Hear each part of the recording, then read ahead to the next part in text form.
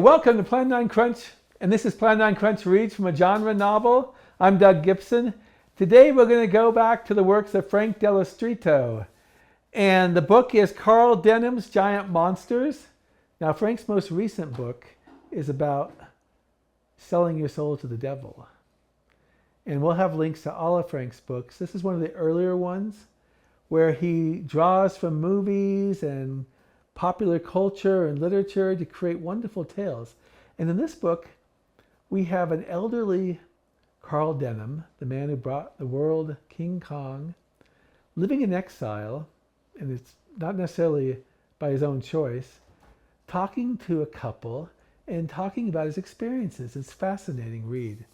I want to read a section where he's talking about a son of Kong, Little Kong, which is a movie which you should watch. It's a really good one. I don't know how successful it was for RKO, but it is a really good sequel.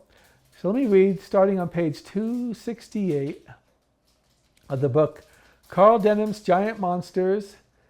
And this chapter is called Twilight of the Kongs. And here is Carl Denham talking. Like I said, things happened fast that morning.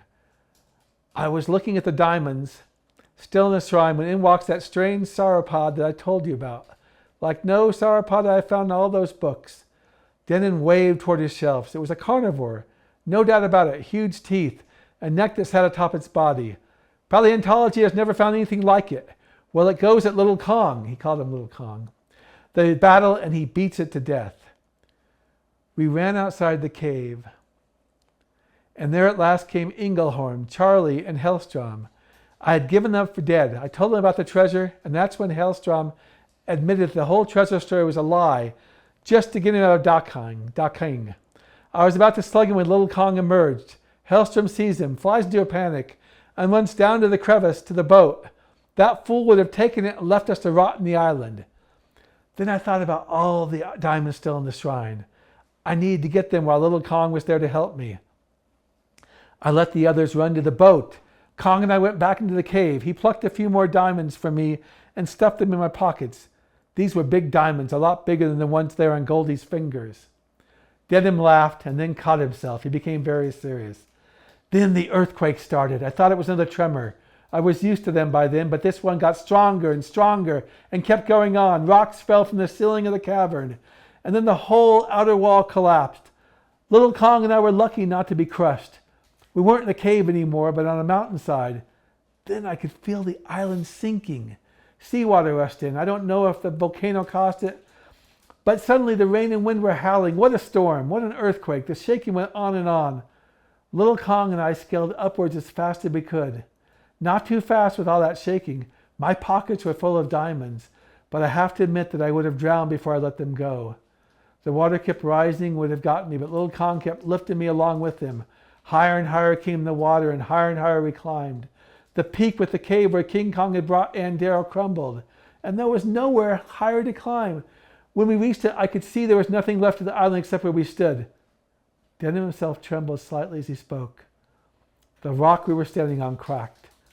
Little Kong's foot fell into the opening. Another shake, and the rock closed back on him. His foot was crushed, I could see that.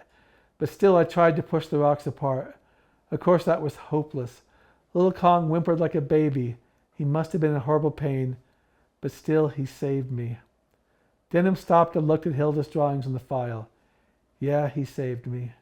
I didn't quite accept it then, but I do now. The water kept rising, or the island sinking, and Kong lifted me as high as he could. In a few seconds he was underwater. Only his hand with me in it left. I was prepared to die right there.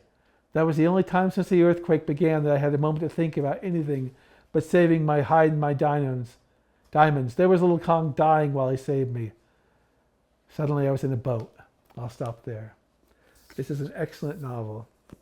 Well, again, we'll tell you where to get it. I'm Doug Gibson with Plan9Crunch. Read of the week. Plan9Crunch.com at YouTube. Plan9Crunch podcast and blog at Facebook.